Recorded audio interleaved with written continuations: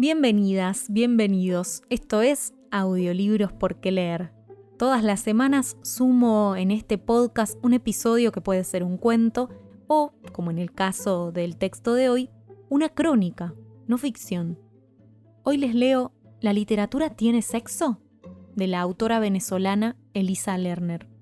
Conocí a Elisa Lerner gracias a Los Cuadernos del Destierro, una editorial venezolana que en realidad edita autores venezolanos, pero acá en Argentina.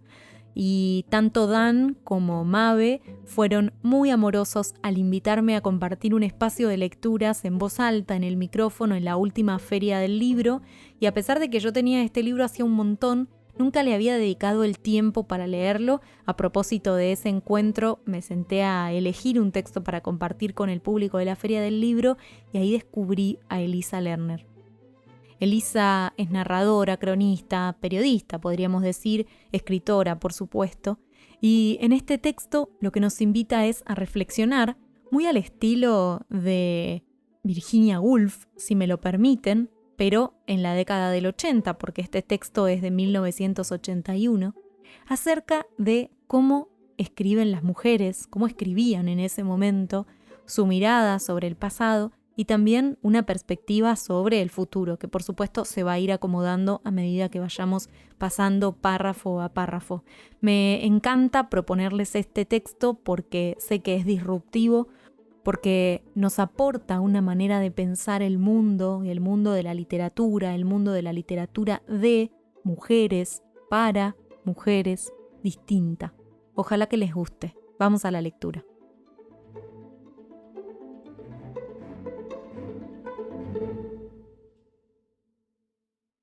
¿Existe o no una literatura femenina?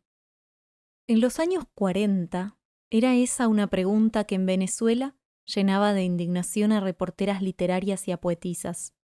Era un tiempo de nueva democracia, de lucha por los derechos de la mujer y a veces, quién sabe, ambiente de confusión regocijante.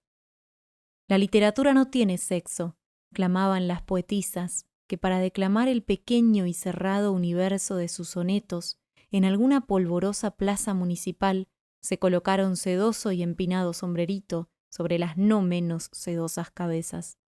Aunque en todo momento, enérgicas proclamaban que eran ellas poetas. Lo de poetisas, con desdén olímpico, lo consideraron como personal insulto. La voz particular, entre valiente y extravagante, de esas mujeres venezolanas de hace 40 años, ¿acaso todavía vive en mí? Porque lo confieso abiertamente. Me gusta, le tengo sólida confianza a la palabra inglesa writer, que con amplitud, sin mezquindades, evita una selección que en ocasiones coloca a escritoras admirables antes que en un respetable contexto de literatura femenina, en otro, muy cautivo, que posiblemente es decididamente ginecológico. Aún así, más que de la seguridad de una literatura femenina, tengo la certidumbre de una preliteratura femenina de diarios, de epistolarios, de libros autobiográficos. La mujer durante años, o siglos, ha escrito una prosa fragmentaria, donde la espontaneidad de una íntima efusión predominó sobre los artificios del argumento. Por lo que pienso que más que una literatura femenina, hay libros mujer, como dijo alguna vez Arturo Uslar Pietri, o como señala la profesora, creo que norteamericana, Patricia M. Spax, lo que existe es la imaginación femenina. Y me parece que eso de la literatura femenina no ha dejado de ser histórico eufemismo, que es mucho lo que perturba para una expresión más libre, riesgosa y sincera por parte de la mujer. Cierto, gracias a expresión tan cándida y a la vez tan peligrosa como la de literatura femenina, un cuento de Carol Joyce Watts aparece entre beneficiosas recetas de cocina en Ladies' Home Journal. De esa manera, la literatura de las escritoras, que siempre ha estado en postergado término, tiene una vía de difusión, hasta de popularidad. Pero habrá siempre el peligro de que a la más alta prosa femenina la embadurne el cálido olor de las cocinas. Por lo que más sensato me parece hablar antes que de femenina literatura, de libros femeninos o de libros escritos por mujeres. Creo que en estos sigue dominando el diario fragmentario, la vasta epístola de una preliteratura femenina. En los textos femeninos, más que la sólida astucia de un argumento, viven las complejas rugosidades del matiz, de la ironía. Una demorada introspección que es como un bordado laborioso y no una épica fulgurante, prolija. Si hay épica en los libros de mujeres, dominio exterior, casi siempre es de un hosco, sombrío, receloso carácter, como en Cumbres borrascosas, de Emily Brontë. El argumento, más bien, es instrumental masculino, extrema esquina del mundo. Anais Nin, Victoria Ocampo, seguras de su cultura, de una muy rica experiencia de vida, en sus extensos tomos vuelven a la desnudez del diario, a la tan femenina frescura de la memoria y los testimonios.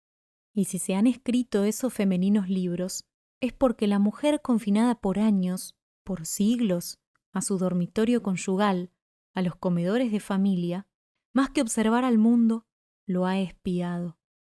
Pero de ese chismoso espionaje, donde el detalle, los matices tienen jerarquía de brillante acción, surgen a veces las más inteligentes crónicas femeninas, textos de cotidianidad luminosa.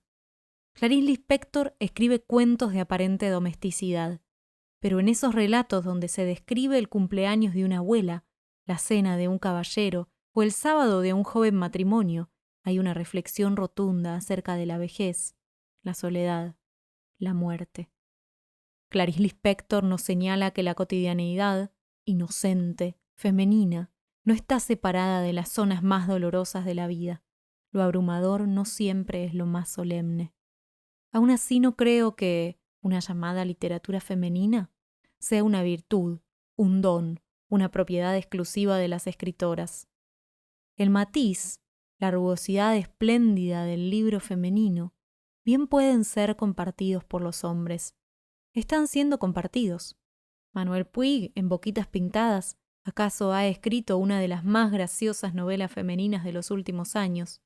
Un anacronismo sentimental, un folletín que todavía viven muchas mujeres latinoamericanas de clase media. El pabilo de sus vidas, a las 9 de la noche, ilumina la pantalla del televisor.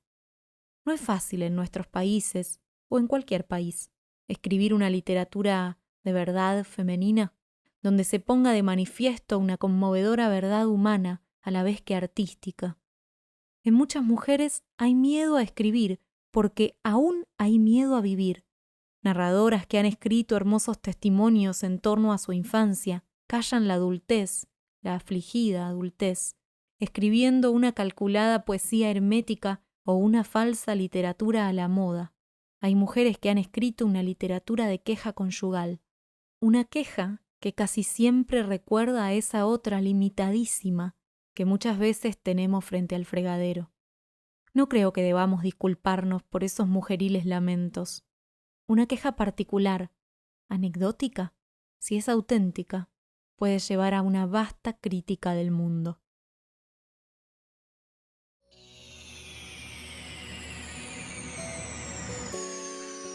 Esto fue La literatura tiene sexo, de Elisa Lerner. Es probable que a medida que hayan avanzado con la lectura, la lectoescucha, les haya pasado que por momentos coincidían o no coincidían con lo que decía Elisa Lerner, y obviamente se trata de sus argumentos para sostener una idea en la que todavía muchas veces nos sentimos ciertamente incómodas las mujeres, ¿no? Esa idea de que el género femenino escribe distinto y que la biblioteca que le toca ocupar es una biblioteca menor todavía, está presente más allá de que se está editando muchas más mujeres y que podemos leerlas y que también el nuevo ecosistema literario a nivel mundial las trae a nuestros estantes. En el caso de un texto como este de 1981, es probable que haya sido muy resonante en su época. Bueno, por supuesto, gracias de nuevo a la editorial Los Cuadernos del Destierro por permitirme este acercamiento al texto y su grabación para compartirla con todos ustedes.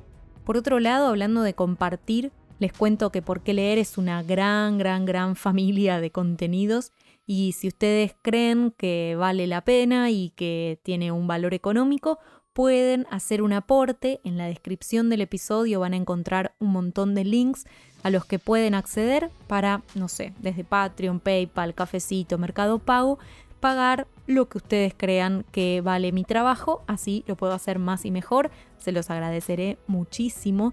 Y por otro lado, antes de cerrar, agradecer a Dani Fernández, Dani Rap, de Activando Producciones, que es nuestro operador técnico, quien se encarga de la edición de cada uno de los episodios. Abrazo fuerte para Dani también, y a ustedes los despido. Hasta la próxima lectura. Chau.